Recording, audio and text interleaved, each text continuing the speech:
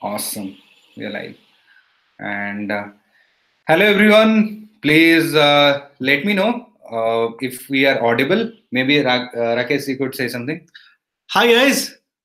Yeah. I am able to see that we are loud enough. So, in case people don't get to hear us, they can just mention it in the chat section. We'll get to know from there and we'll try to be more louder. So, it's 2 minutes to 4.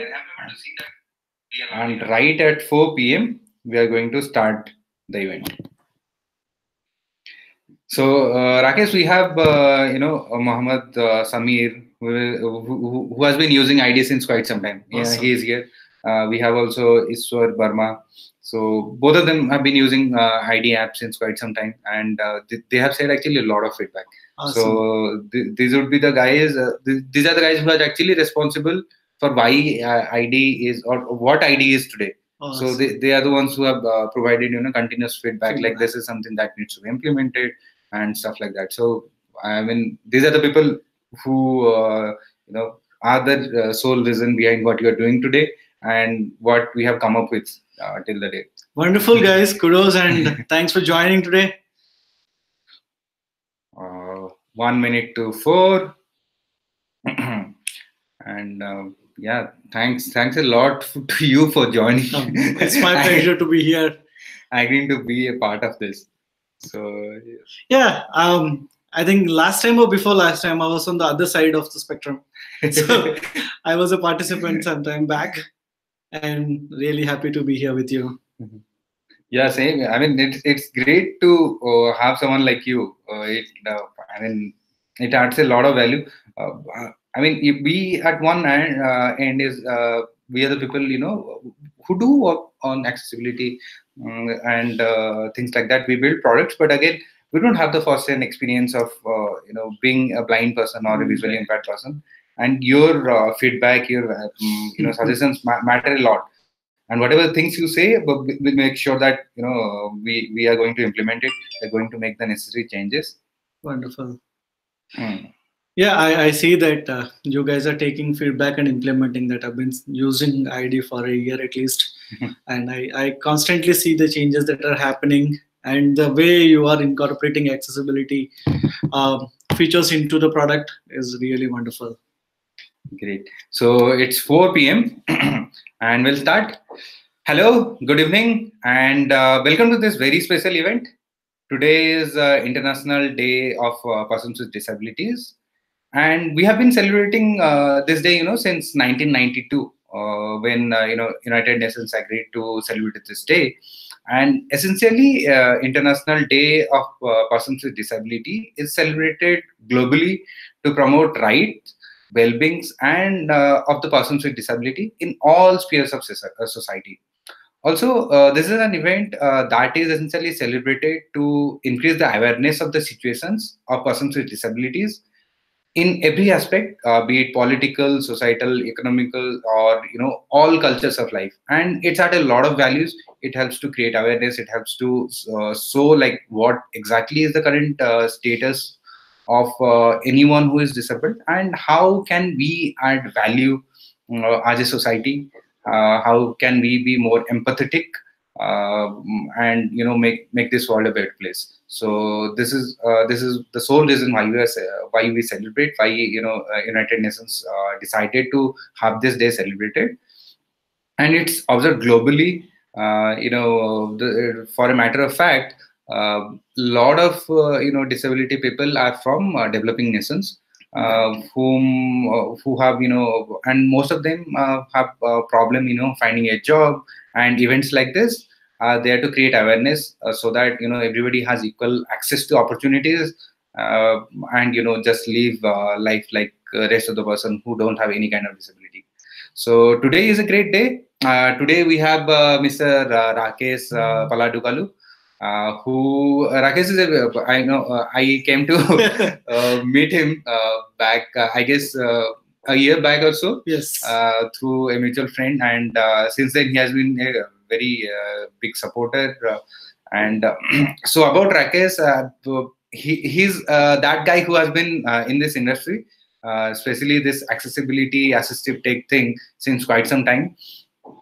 He has over a decade of experience throughout the globe, managing websites, mobile applications, digital assets, and he has been advocating how to make things accessible for persons with disabilities.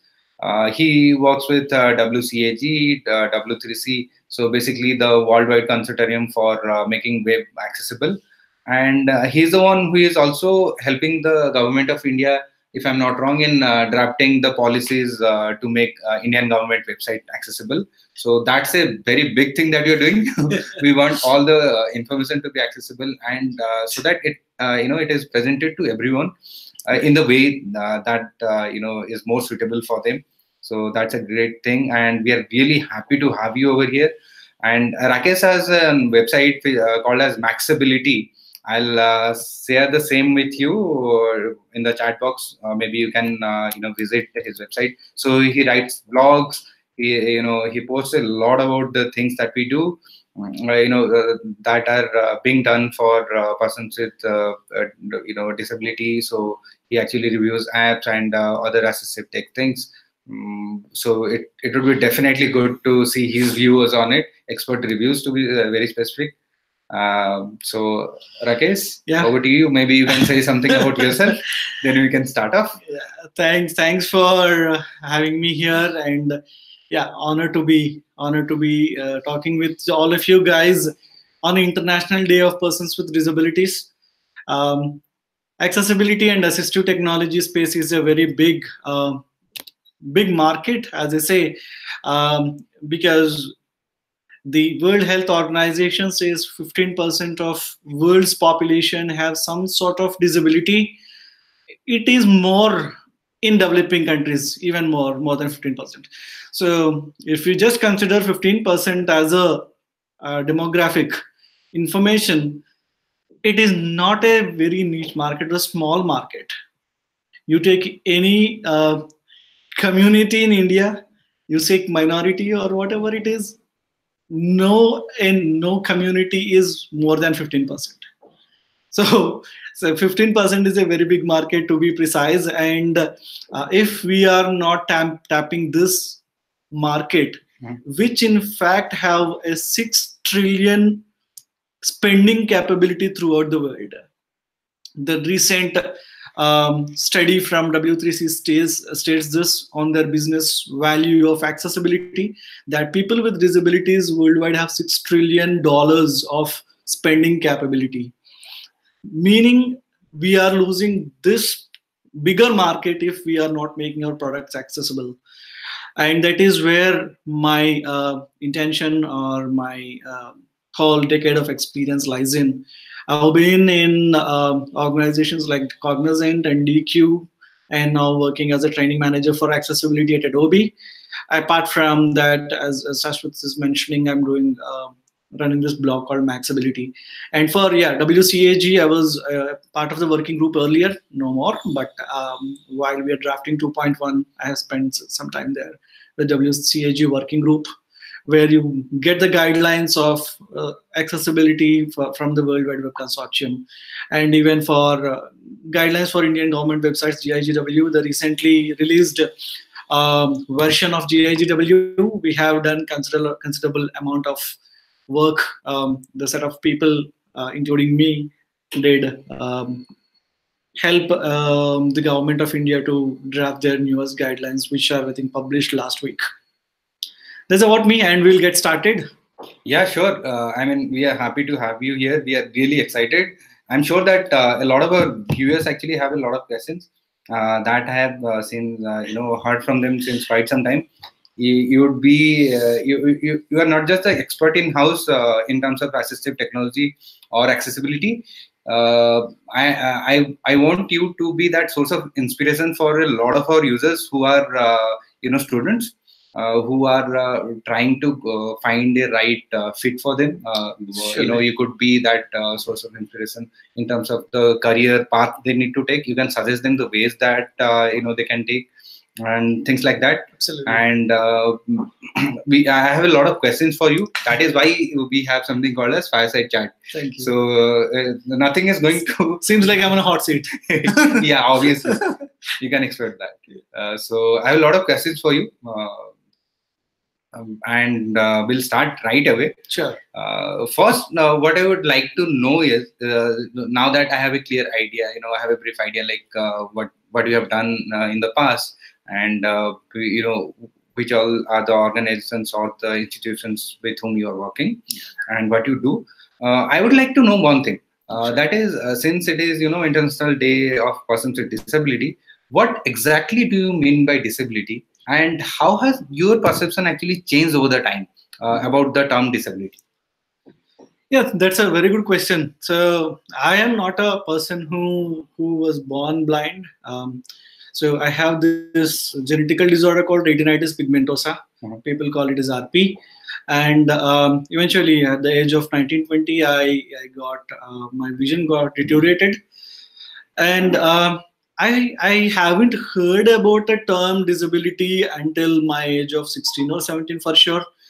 And later, when doctors diagnosed that it is RP and my vision will get deteriorated in a matter of time, even then I was not told, or I myself, my brain even didn't say that I'm a person with disability.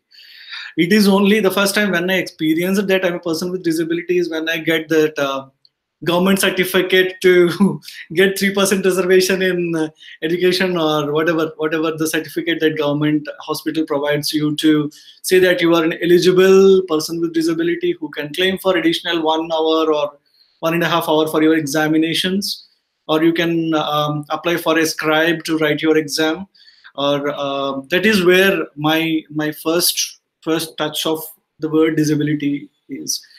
And there are social barriers, primarily being grown up in a village in Andhra Pradesh. So people used to see me as a different personality altogether, because the way I do things are different from what they do. So see, it may be looking the book at a very shorter distance, which seems unlikely for the people around me, but that is the only way I can read. So there are so many other things, similar day-to-day activities, which exposed me to disability.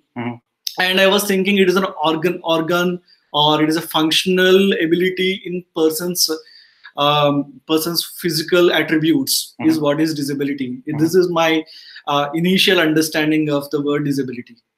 But as I've been in this accessibility spectrum, or looking at assistive technology so that are happening, and exposure to accessibility and disability, it is more a social barrier than a person's physical difficulty. So this is one example I usually quote.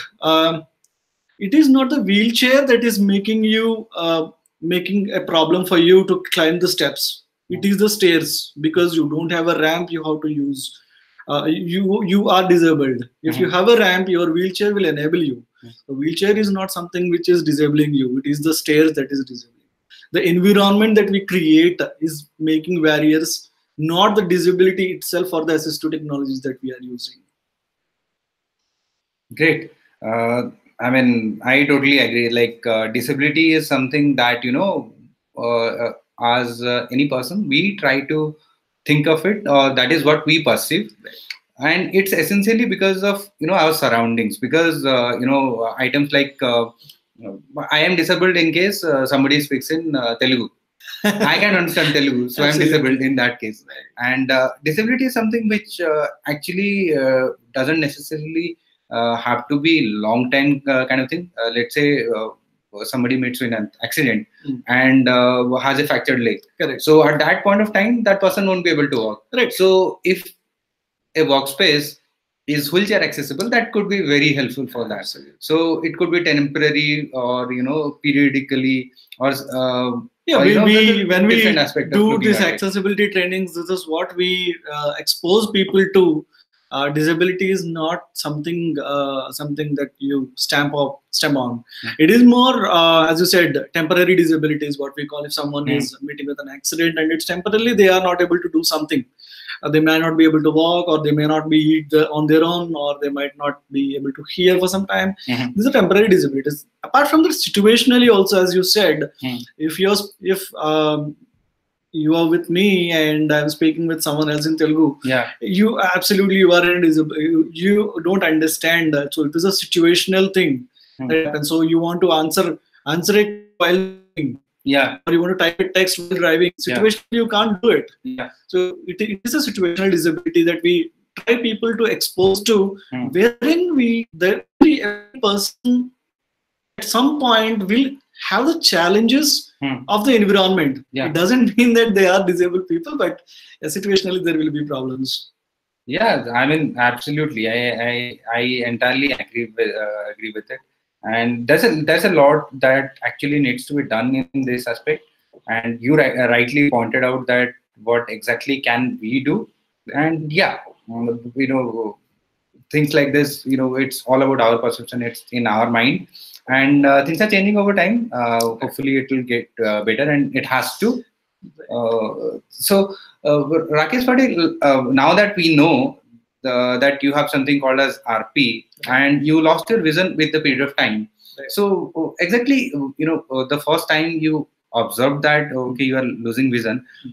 So was it always in your mind about the career that you are pursuing as of now, or how exactly did that change? Maybe sharing your journey with our viewers would be very helpful for them. Absolutely. I think that's something that also I would like to know. That's a very good question, and if by chance if it helps anyone in the crowd or whoever views this video later, I will be the first person to be happy about it. And yes, as I said, I was grown up in a village, and I was not even aware of the term disability when my vision started deteriorating. So absolutely clueless about my career. Forget about the career. I was in middle of my graduation. Somewhere around the second year, I was a BCom computer science graduate, and I was somewhere in the second year of it's nearer to the second year final exams, somewhere 3 months away from that, and I don't know how to get through that exams. So forget about the career. I am not even clueless. How can I write the exam for the coming forth examinations? So how do I prepare for it? So every book of mine at that time, I completed my graduation in 2006-7, wherein books are every book of mine is a printed book, or maybe I have written my notes. So it's all physical. There is no scanning of books or scanned documents, and I am not even exposed to screen readers or of course there is no. It's not a mobile era. It was still a digital web, desktop web era. So it's totally clueless. I don't know how I'm going to write the exam. So on one side of it, and the other side of it, okay, do I need to quit my graduation in my second year and start thinking about my career? Do I need to start a business, or if I start a business, what are the challenges there? So what kind of solutions I have? So in this journey, I was trying to let me think about each opportunity that I see in front of my house. So say for example, a postman comes and delivers a post letter. So I used to think in the shoes of the postman. Being a person with visual challenge, will I be able to do this task? What are the challenges in that? So he has to collect the letters from the post office and read the addresses on that. So meaning reading the address is not my cup of tea, though it's gone. And then think about a car driver or an auto driver.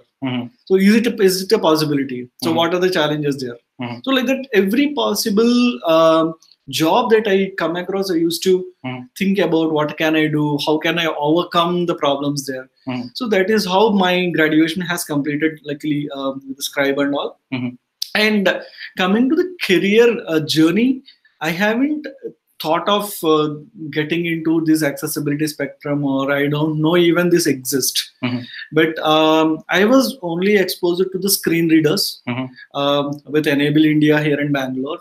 So once I completed my Enable India training course, I was sent to an organization called Iridium Interactive Limited, Hyderabad. Okay. So I don't know what the job profile is.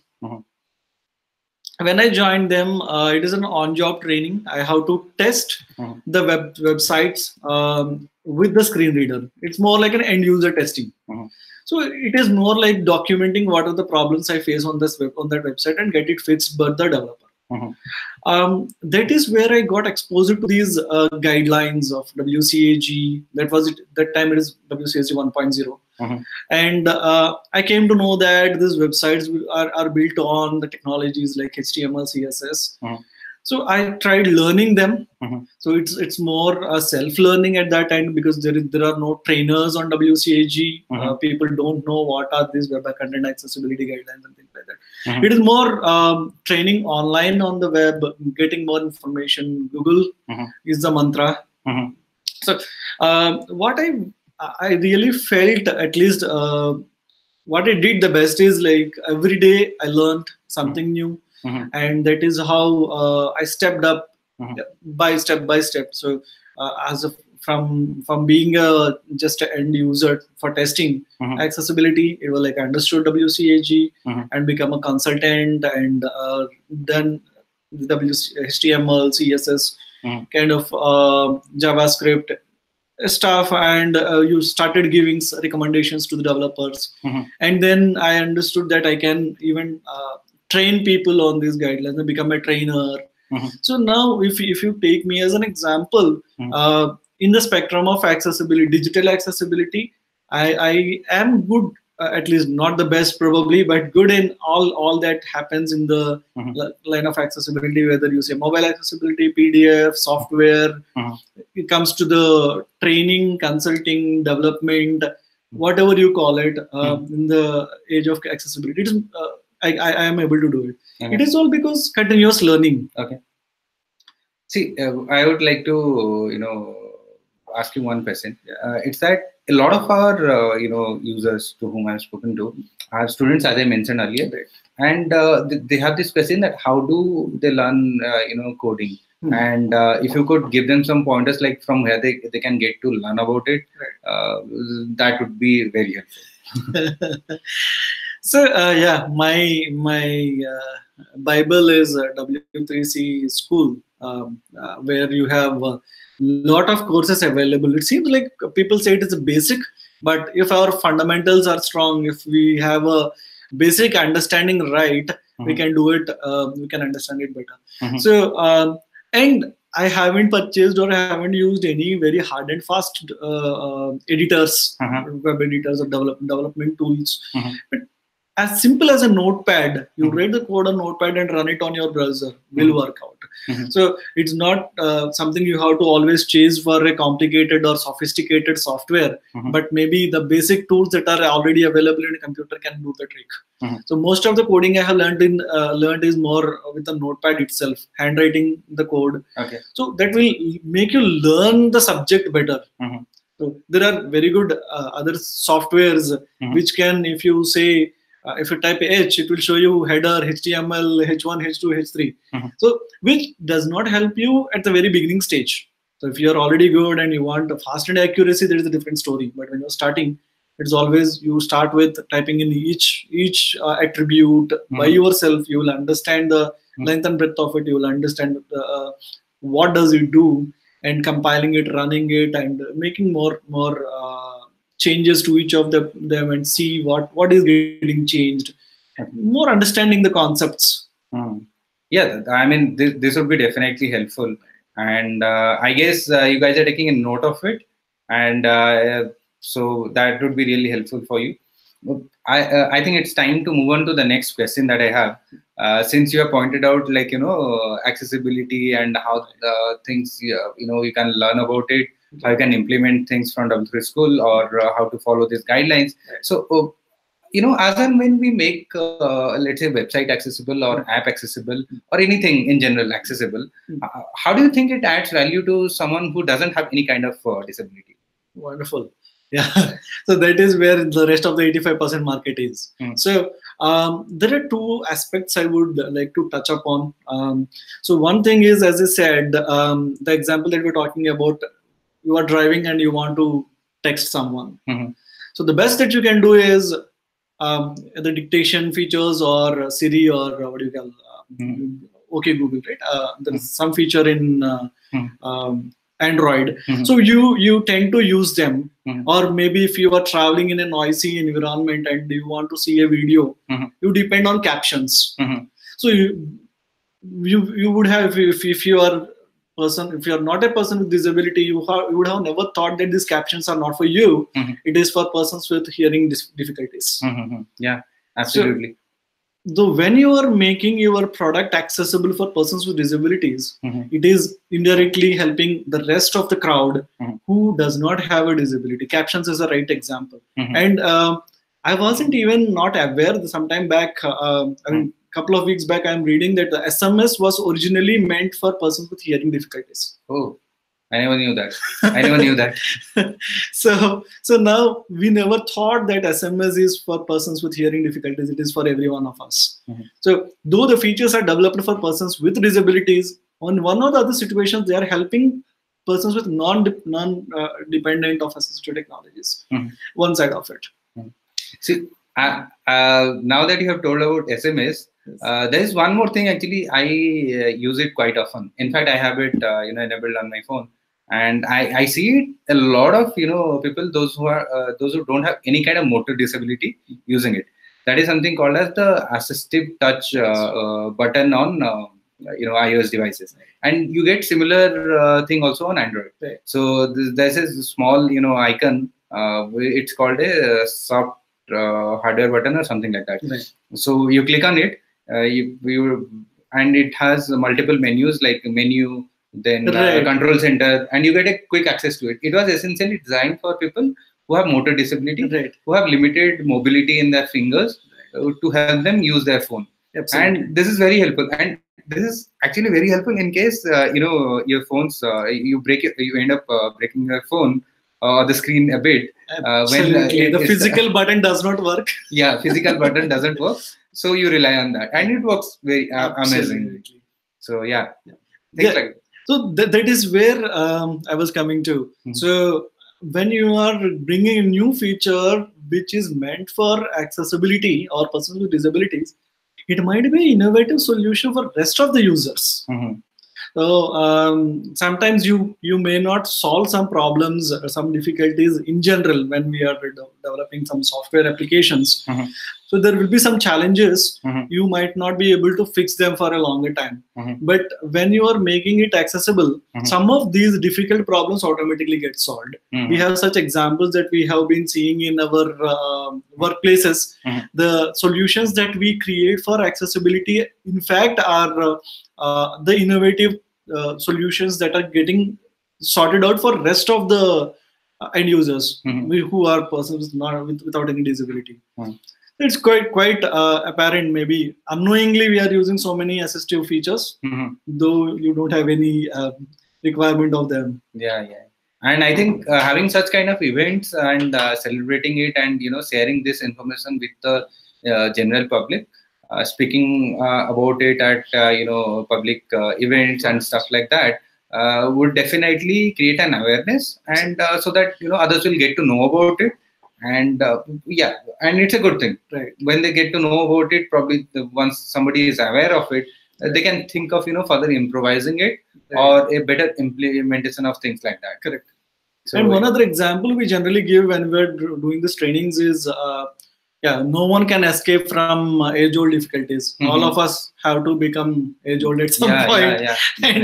And it's quite common that you may be having vision problems, you may be having some physical problems because of age-old difficulties. That is where these assistive technologies or assistive features, you say, increasing the font size on your devices. So it's quite common that so many people use it.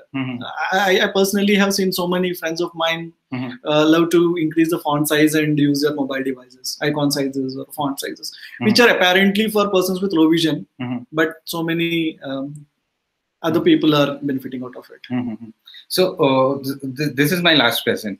It is like, how exactly is assistive technology or any technology helping you throughout the day? If you can tell me, like, from the morning to evening, we can just so that if there are sighted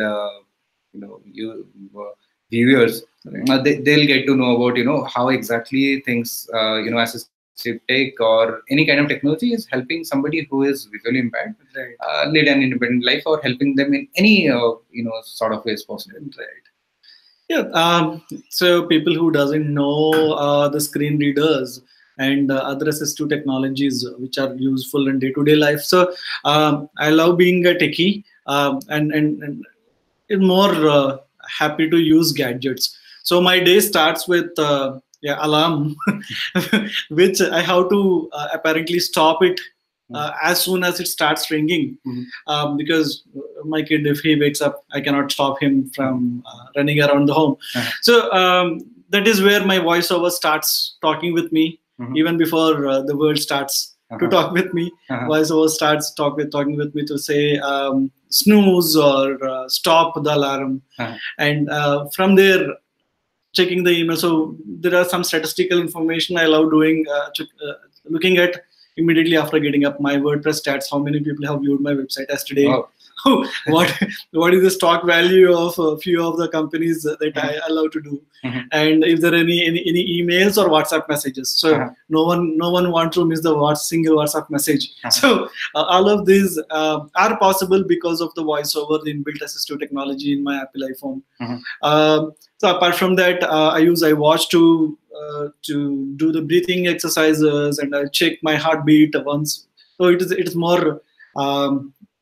I am more statistical guy, so I love to see what is the heartbeat before breathing, after breathing, and how much distance I have walked today. What is the did I reach the goal of that day? How much time I exercised, how much time I was standing. So my watch does help me to do that. So of course the emails. If I'm not at my desk, I love responding to emails quickly. So yeah, Outlook on my iPhone helps me doing that. Yeah, my wife can, of course, to walk around. So these are some assistive technologies that I use, and apparently I started using Google Home, and it helps me to let me know what are the meetings for the day, and what is that how much time I'm going to take to my office, so that if I'm going to go in time for the next meeting or not. So most of these are accessible, because of which I am able to use them. So if those assistive technologies or assistive features are not built into these applications, life would have been more pathetic, and for everything I would have been depending on some other people. So trust me, there will be very, very minimal situations where I would like people to help me to find what is this or what is that, and there are more apps and technologies and assistive features that are available which can make your life more easier. Great. I mean, yeah, that kind of brings us to the end of this Fireside chat, and we'll go to the next session. Yep. Thank you. Thanks a lot for. No, we'll go to the next session, as in we'll go to the part where we'll be releasing this feature for our iOS users. The exciting part. The exciting part. Right. So maybe you can share your experience from the time you used it, right from probably you can. One feature I really love in ID. Probably I would like my wife not seeing this video, because so I take Uber, and you have this feature called Where Am I? So Uber Pool something is what I take, and when a girl gets into the cab or go out of the cab, I tap Where Am I to see which apartment is she coming out of. So yeah, that's really what I love, frankly, and definitely when I'm walking down, or sometimes if I'm not sure if the Uber guy is taking me in the right direction. I just tap that where am I and see how much distance am I, where am I, and how much distance am I from my home. This is what definitely I am very much happy with. Um, so apart from the reading one that we did just before. Yeah, reading, of course. I thought I just want you to excite the people with, but yes, I have seen some other scanning apps which are doing the similar job. But definitely, what the experience that I had before this call was really amazing. And Shashwat will probably be giving you more information about that. And I would love you all to experiment it, use it, and give you a feedback on that. So far, I don't have any problems. Maybe the limited time I have been using, and it is giving a definitely great experience to me. Yeah. So the thing is, we conduct events like this. There are numerous reasons behind it. One is we should people should get to know about the stuff that is available for them that can help them in many ways. And other thing is how do we train them and let them know about things like this, and how so that they can contribute, they can share their suggestions, they can ask their questions, we can answer them, because it doesn't it's simply not possible when you without talking to a large community of the users, simply releasing it. We do have beta testing, we do have alpha testing and things like that. But again, right before releasing, when you do it, it gives us a sense of also confidence that okay, now people know about it, they'll use it, they'll share that feedback, and we'll be using those feedback to further improvise things like this. For all of you who are joining this for the first time, or attending any event by us for the first time, I would like to tell you that the event, today we are going to release the advanced OCR for our iOS users, which has been available for our Android users since quite some time. So advanced OCR is something which helps people to read basically any language. So it's called advanced for a reason. Actually, there are many reasons. One of them happens to be it can automatically detect the language of which you are clicking a photo. It also lets you know about if the document that you're trying to read is currently in focus, is in the view of the camera. It will let you know like if the document is properly detected, and as soon as you get click a photo of it, it will start reading it out for you. You can read it line by line. You can play, pause the reading. You can save, share, things like that. So just to make you guys how the guidance thing works, what I'll do is I'll increase the volume, my phone volume, so that you guys get to hear about it, like how it is looking. So what I'm doing right now is I'll enable voiceover on my device, so that we have feedback as we go on using it. Or maybe I'll just let go on. So as soon as I tap on advanced OCR, what the app will do is distance of phone from document. Detecting document. Try to adjust distance of phone from document. Document detected. Capture now. So it says that document detected. Initially, it started saying that detecting document, so that you have a clear idea that okay, there is a document in front of you. Online supermarket. Turn this digitally into a. Yeah. So initially it will start off saying that okay, there is a document, but it's not in focus, or you need to adjust things like that. And as soon as it is properly in focus, and you adjust the distance between the document and the phone, it will tell you that the document has been detected, and it will also let you know that capture image. And as soon as you click on the screen, it will capture the image, and then it will start reading it out, line by line. And you can save it, you can share it. It can detect any number of languages. The main difference between the Android version and the iOS version is that Apple iOS as a platform doesn't support all Indian languages. So although we are able to detect it, you won't be able to read the same on your phone. So for that, what we have done is we have a share feature. You can share it via email or any other means to your system, and maybe read it using NVDA or any other supporting voice that you have using a screen reader software. So that is what you can do as of now. So It's available at 1500 rupees, and you can get it from ID Market. And to get ID Market, you'll have to upgrade to ID Pro. So this is the step that you'll have to do. You'll have to go to ID. You'll have to search for ID on App Store, then install it. Click on upgrade to ID Pro button. Then make the purchase. Upgrade to ID Pro. Once you upgrade to ID Pro, you get advanced OCR. You get travel mode. You get share location option. You get something called as GPS accuracy checker. You get something called as read text offline, Okay. which detects Latin-based languages, including English and other languages like that. And doesn't matter if you are connected to the internet or not.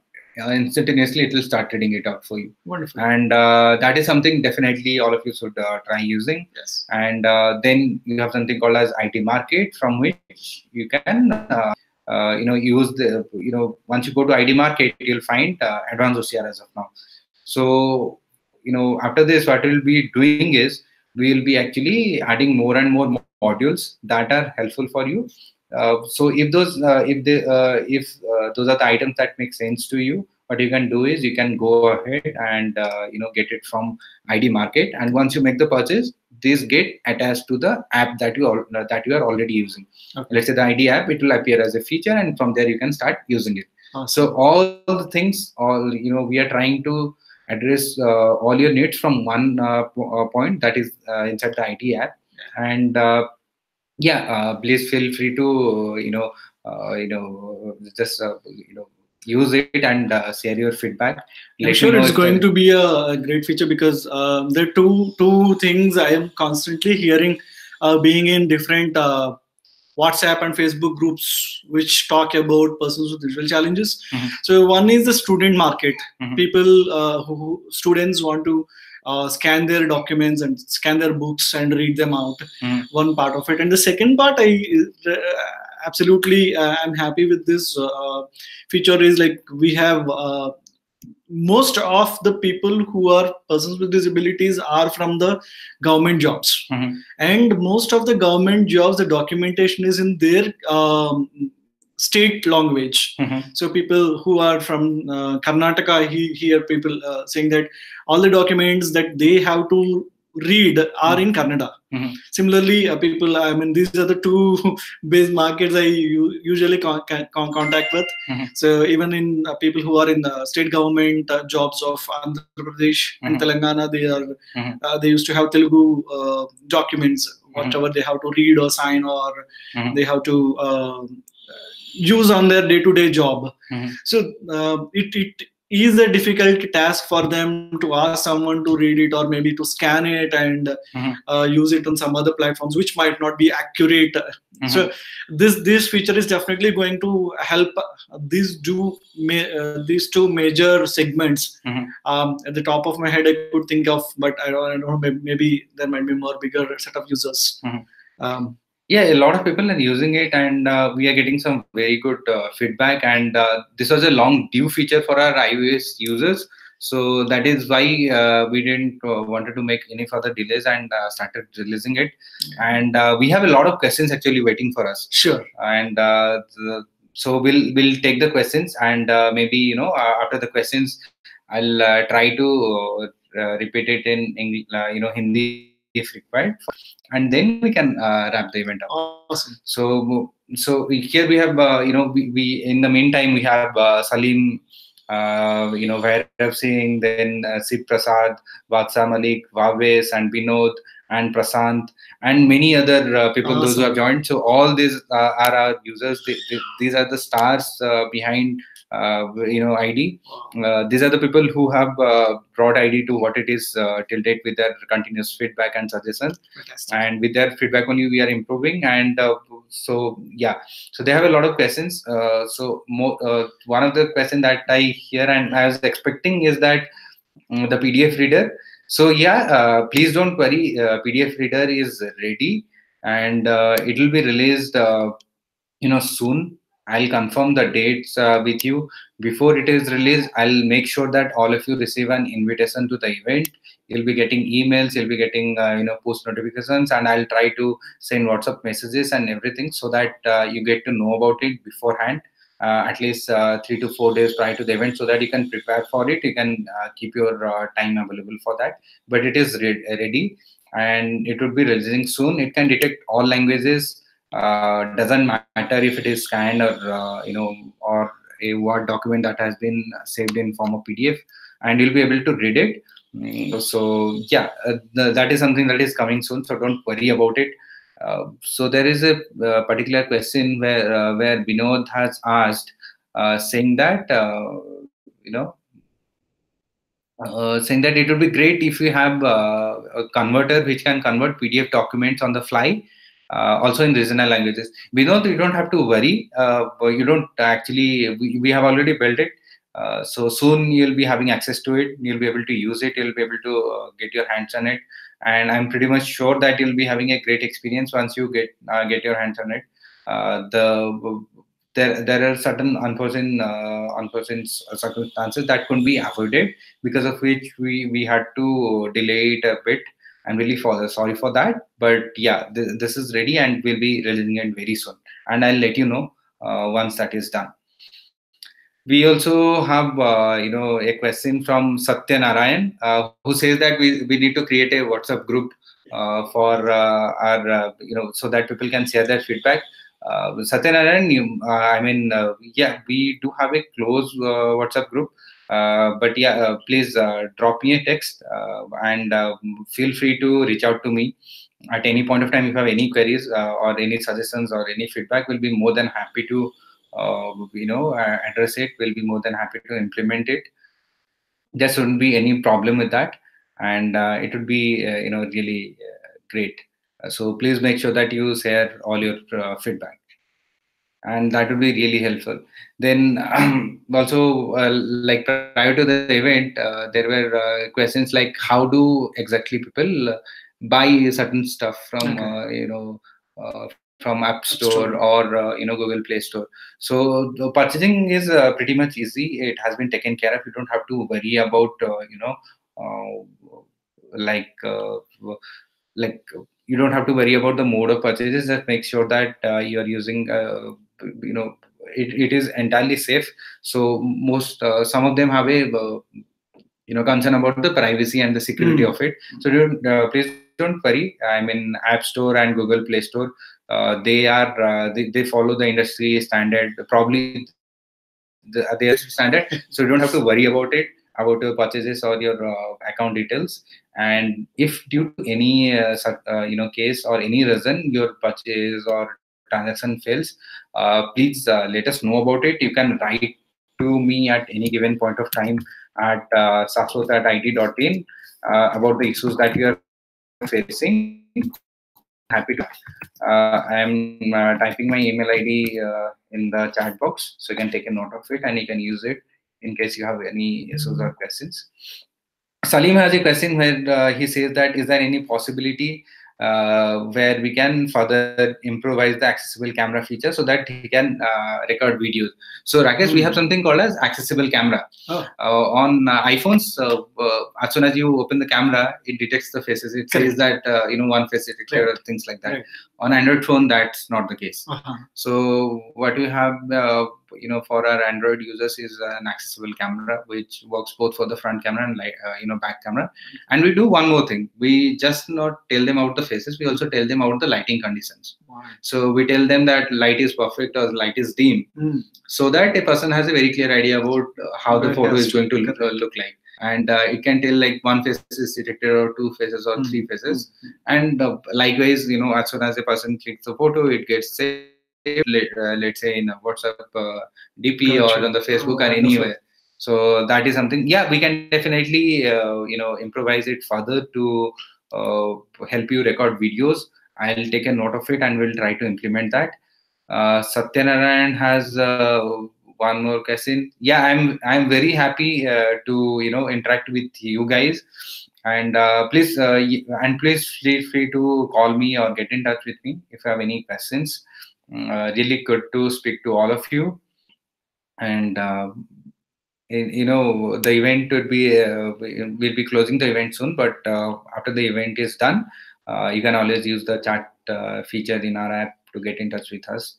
and we'll be helping you with whatever is required, or we'll try to solve the issues that you're facing. And more than happy to implement and take a note of all the feedbacks that you have, so that we make a very good ecosystem for the entire community. And in case you have very specific questions for Rakesh, what I will do is you can write to me and I'll connect you with him. Sure. So you can get in touch with him. So that is something also we can do. And Rakesh, I mean, thanks a lot Sure. to you. No need to thank me at all. It's all community driven. Yeah, I mean, things like this has to be, if we don't have support from the community, it is very difficult to reach out to more users, more people who can be benefited from whatever the things we are building. Because so this is something that I have been stressing on since quite some time. We can build a number of features, we can build, whatever is required, but all of them would not make any sense if people don't use it. Absolutely. And people don't share their feedback. Right. So it's not just about using it. Also, please make sure that you are sharing your feedback, your experience. Talk about it on social media. Be it any problem that you're facing, or any good thing that is happening to you. Just make sure that you speak about it. That is how people will get to know about what you're using, how things are helping you, so that more and more people get to know about it. And it's a very good thing for the community and for the system that we are trying to develop also. So Bhavesh wants a demo for the travel mode. So Bhavesh, I mean, I'm assuming that you're using the iOS app. So the thing, currently we don't have a trial feature for our iOS users. We are working on it. You'll be soon. I'm trying to make it happen as soon as possible, but it might take a while. So travel mode is something what as soon as you select a desired time interval, let's say we have something called as 10 seconds, 15 seconds, 30 seconds and stuff like that. You click on travel mode, then provide the location permission, and it will ask you to select a desired time interval. Let's say you select 10 seconds, and then tap on the start travel mode button. So what you are currently at 74/1, 2 and 3 Vidayabika School Road, Panathur, New Kavarappa Layout, Kawabisanahali Landmark 1 Stratha Palmyra Apartments, Landmark 2 SLS signature, GPS accuracy is 65.0 meters. You are currently at 74/1, 2 and 3 Vidayabika School Road, Panathur, New Kavarappa Layout. So the thing is, this is how travel mode works. So what you can do is you can select a desired time interval, let's say 30 seconds or 1 minute or 3 minutes like that, and automatically the app will let you know as you travel on any given path. Let's say you are taking a public transport, or maybe using a cab. Okay. So you don't have to actually tap on where am I again and again. You can simply rely on the travel mode feature. Okay. And it will let you know about the area that you're traveling in, along with the surroundings. So there are a lot of options also, like 10 seconds. So after every 10 seconds or 30 seconds, it will automatically let you know about it. Okay. And we have a question from Kundan Kumar. He says that whether the the accessible camera feature can let them know whether the face when it is detecting is at the center or the top or the bottom. So that is something that Kundan, we are already working on, and we'll try to make it happen. Thank you for the feedback. So we have Samrat. He's from Nepal, and Samrat has a suggestions regarding the price of the advanced OCR. So Samrat, we are working with some organizations are trying to find out, if at all possible, then definitely we'll try to reduce. But the main problem here is that when you pay for any given feature, so a lot of our the thing is, when you make any payment, when our users pay a certain amount for the feature or the app, 30% of it actually goes to the relevant store. So this is something, and after that there are taxes, and then there is some certain revenue that we make. I wanted to be very open about it, because of the fact that the price actually looks huge, but at the end of the day, it's a very nominal cost that we cost that we get from it, which is entirely again used to further improvise the app and make sure that development is continuing, and make sure that we are adding we are adding new and new features supporting the existing users, improvising the app. So that's a big thing. And again, we don't have any kind of limits, so that is one more thing. So that is why we have decided on the price point. But if at all it is possible, we'll try to see how we can further make it even more affordable for the entire community. There is a question from Raja. He has like, what are the use cases of advanced OCR? If you can use it to read books, yeah, definitely you can use it to read books. And yeah, there is a voice guidance which will help you to take pictures of any given page. You can give it a try. You can, yeah, Neeraj, using the advanced OCR, you can definitely read Hindi. It reads Hindi, so you can definitely do that. I think iOS supports Hindi too. Yeah, iOS supports Hindi, so you can read Hindi or English. There shouldn't be any problem. No matter it's iPhone or Android. Yeah. So you can read Hindi. So there are few more suggestions regarding travel mode and a few other features that we have already in the app. So there is a suggestion regarding the travel mode where a person who runs supervision technology, so he has some suggestions. Please make sure that you share the same with us on the chat app, the chat feature inside the app, which will be very helpful to keep a track of it. And Srinivas has a question where he says that when can he expect one page to another page in image? I'm not able to understand your question very clearly. Please get in touch with me. We are almost we'll be wrapping up with the event soon. And please get in touch with me. I'll be more than happy to answer all your queries. This is the end of the event. And thanks, Rakesh, for joining us. And thank you for letting me use your space. Absolutely. To do the event. So we are having this event from Rakesh's place, and thank you my for pleasure. everything, and thank you for sharing your experience, your journey with our viewers. I am very much sure that this will add a lot of value to their life. This will inspire a lot of our users who are students, who are looking at career opportunities, who have some doubts regarding what they want to do. Right. And I'll be more than happy to connect some of them with you if they have any queries. And thanks a lot again. Guys, please subscribe to my blog at maxability.co.in. When you log into this website, www.maxability, maxability.co.in, you will see a text box where you need to just put your email address and say subscribe. You will get a link to your email. Yeah, I'm sending the link again, so you can go and subscribe to maxability.co.in. I've posted the link. So you have a lot of information to learn about accessibility out there. Yeah. Thank you once again, and thanks all of you for joining the event. I'll talk to you, offline if you have any queries. And thanks for joining. And it's always a great experience to talk to all of you. It's a great different feeling altogether. So thank you. Thank you, guys. Bye bye.